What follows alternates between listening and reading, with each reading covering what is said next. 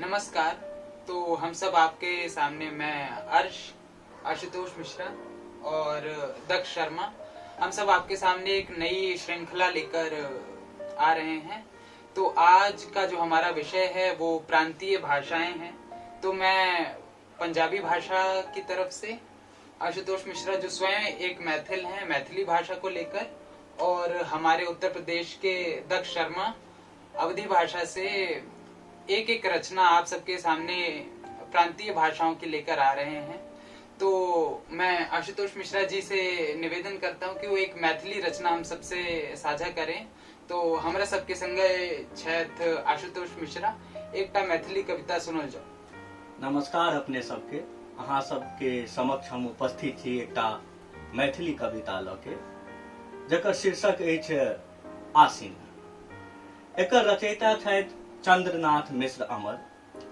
चंद्रनाथ मिश्र अमर के जन्म 1925 में भेल छलनि आ हुनका एकटा पोथी जकर नाम छल मैथिली पत्रकारिता के इतिहास, ताहि लेल साहित्य अकादमी पुरस्कार से सम्मानित कयल गेल छल।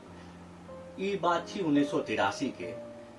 तो ओहिसँ पहिले जखन हम कविता शुरू करी, ओहिसँ पहिले हिंदी श्रोता के लेल किछु हम हिंदी में ई कविता के पृष्ठभूमि बतबऽ चाहै छी, ताकि ई कविता जे छै से बेसी से बेसी लोग तक पहुंच सके आ ओकर बेसी से बेसी आदमी श्रोता जे छै आनंद उठा सके। तो मैं आप लोगों से ये कहना चाहता हूं कि ये कविता के शीर्षक से ही निर्धारित हो जाता है कि ये कविता किस बारे में लिखी गई है। इस कविता का शीर्षक है आसिन। आसिन एक महीना है जो मिड सितंबर से मिड अक्टूबर तक के जो अंतराल है उसको हम लेते हैं इस महीना के अंतर्गत। तो इसमें कवि ने उस महीना की खूबसूरती, उस मंथ की खूबसूरती के बारे में बताया गया है। तो मैं आपको बीच बीच में हिंदी के अर्थों भी बताता रहूंगा। तो आइए शुरू करते हैं कविता।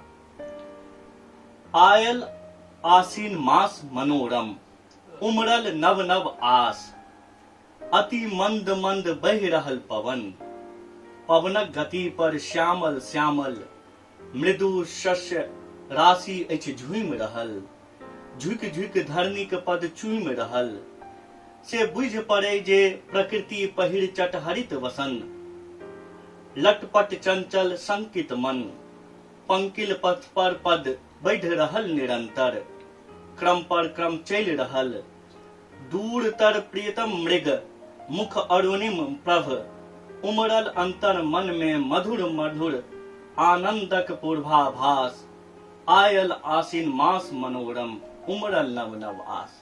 इसमें कवि ने जो आसिन महीना की खूबसूरती है उसके बारे में बताया गया है। ये इस महीना के आते आते बारिश जाने वाला होता है, तो चारों तरफ हरियाली ही हरियाली होती है। ऐसा लगता है जैसे प्रकृति ने हरे रंग की पोशाक पहन रखी है, मंद मंद हवाएं चल रही है, जिसे देखकर आपके मन में हर्षोल्लास पैदा होता है। आइए बढ़ते हैं, इस कविता को आगे सुनते हैं। जन पुलकित मन कै श्रद्धा स पितरक तर्पण, पुनि भक्ति भाव स नत सिर भ, माताक चरण पर कै अर्पण, किछु भाव सुमन, गदगद स्वर स अछि गाबि रहल, स्वर लहरी पर साकांत श्रवण, उत्सुक लोचन स्मृत पट पर अंकित स्वर नर्तन, कियो जय जय भैरव असुर भवानी, गायब गायब सुध बिसरि अपन, दैताल मधुर, किछु थिर की थिर्रा के अछि नाचि रहल, प्रमुदित अग अग, शरदक निशि छवि जगमग जगमग, पुलकित धरनी विकसित शतदल, उल्लासित हृदय आकाश, आयल आसिन मास मनोरम, उमड़ल नव नव आस। धन्यवाद, बहुत शुक्रिया। तो मैथिली भाषा के बाद अब हम अवधी भाषा से एक कविता दक्ष भाई सुनाएंगे। तो बहुत शुक्रिया हर्ष जी। मुझे ऐसा लगता है जैसे हम ये कोशिश कर रहे हैं, हमारे जितने भी प्रांतीय लेखक हुए हैं उनकी लेखनी और उनकी कविताओं के साथ हम कभी भी न्याय नहीं कर पाए, नहीं कर सके।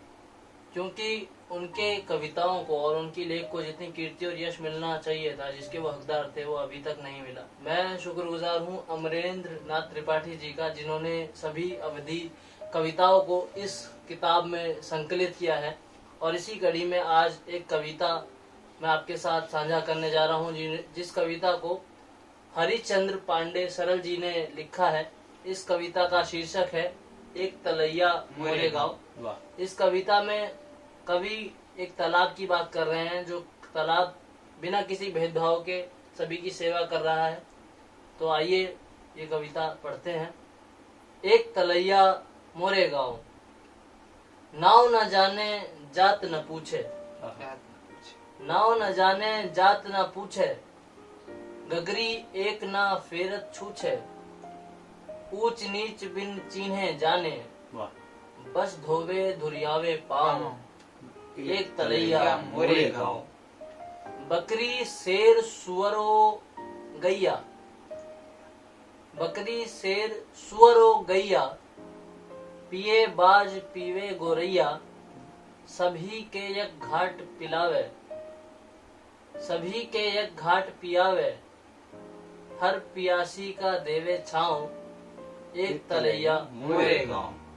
तुमरे मत निकिष्ट यह तलिया, यह हमका समान लख सुखिया, तुम तो धर्म जात के ढोंगी, फूट बये फिर साधो दाव, एक तलैया मोरे गाँव। मोरे गाँव। बहुत शुक्रिया। बहुत सुंदर। तो अब बारी आती है पंजाबी की। तो मैं पंजाबी के बहुत ही प्रसिद्ध कवि शिव कुमार बटालवी जी की कविता के साथ आपके समक्ष प्रस्तुत हूँ। ये शिव कुमार बटालवी की समस्त कविताओं का संकलन है। तो इससे मैं एक कविता जो मुझे बहुत पसंद है, जिसका शीर्षक है याद, इसका मैं कुछ आपको अर्थ भी बताता चलूंगा। तो सुनिए। याद। एक किसदी अज याद है आई, चन्न दा लौंग बुरजियां वाला, पाके नक विच राथे आई, पुत्र पलेठी दा मेरा बिरहा, फिरे चानड़ी कुछड़ चाई, एक किसदी अज याद है आई। वाह वाह। ये मुझे किसकी याद आ गई है। रात नाक में चांद की नथनी डाले हुए घूम रही है, और मेरा पहला पुत्र जो कि मेरा बिरहा है, उसे चांदनी अपनी गोद में लिए घूम रही है। ये मुझे किसकी याद आ गई है।